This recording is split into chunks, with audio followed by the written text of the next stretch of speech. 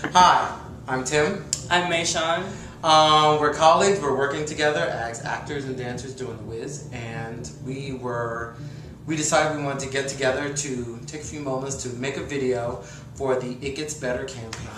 I guess I just wanted to tell a little bit of my story of me coming out and my process as a young gay man. I'm from a very small town in West Virginia, and when I was in high school, being gay was never even an option for me to think about. It's a very sports-driven community. Football's huge in my hometown.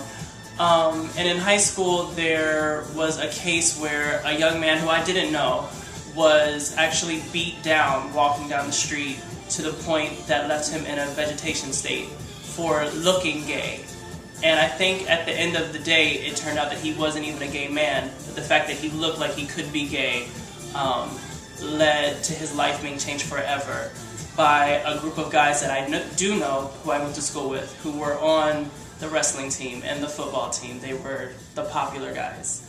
And I remember that case happening, and a week later, they were back in school competing in wrestling matches and football games.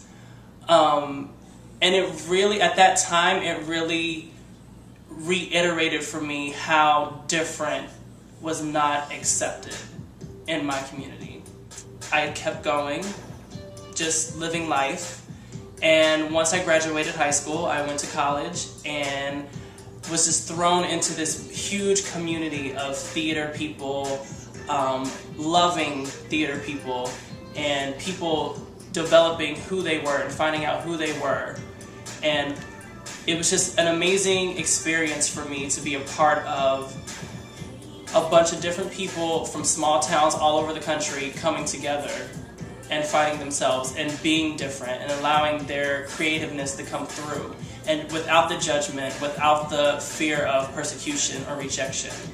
And I guess I just wanted to say that it does get better. I grew up in New Jersey, right outside of New York City, so it wasn't extremely conservative, but there was definitely a sense of masculinity and having this uber hyper go get girls kind of attitude in high school, and if you weren't into that, then you were definitely kind of picked on. I didn't get bullied a lot in high school, but I grew up in an extremely conservative religious family.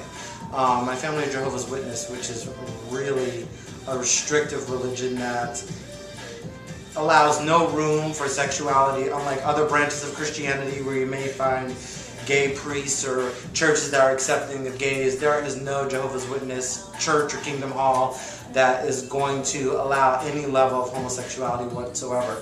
So I grew up hearing all of these scriptures and stories being interpreted as telling me that being gay is an abomination, God is disgusted with you, you're going to have a life of extreme loneliness, you're going to become drug addicted, you're not going to have any friends, you're not going to find any love, you're not going to find any sort of acceptance, and you're going to die from AIDS.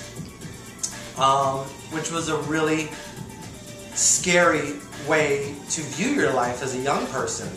I didn't even know that I was gay, but I knew that that's not what I wanted to be. And so as I grew older and I discovered I was gay, I became very terrified. And I remember spending nights awake just praying that this attraction to same sex would just be taken away from me, because I didn't want to die from AIDS, and I didn't want to be living in alleyways and being drug addicted and having a life of loneliness and lovelessness. And it took struggling through those years, through high school and through college, where I finally was able to begin loving myself and meeting other people who fortified the fact that I should love myself and that there was nothing wrong with me, because there's nothing wrong with you and there's nothing wrong with being gay. You've contributed so much to society, and if you can make it through these difficult years, you will contribute so much to society.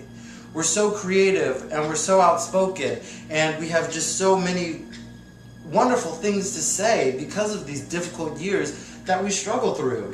And we put it in film, and we put it in books, and we put it in plays, and we're outside thinkers, and we just come up with such cool things. And you will too, if you could just struggle and find the inner strength to make it through these difficult years. But find the inner strength.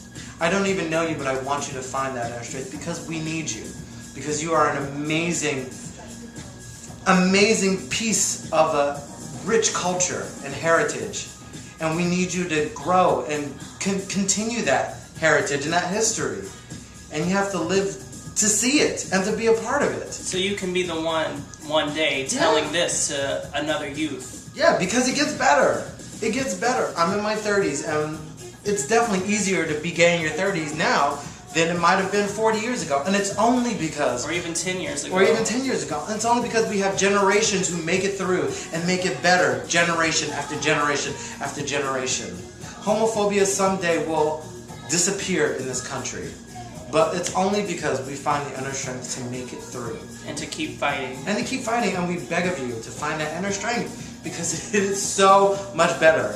Because I didn't become drug addicted. Because I did find love in my life. Because I did form a community around myself who loves me and supports me and accepts me and doesn't judge me and completely understands my feelings and celebrates that.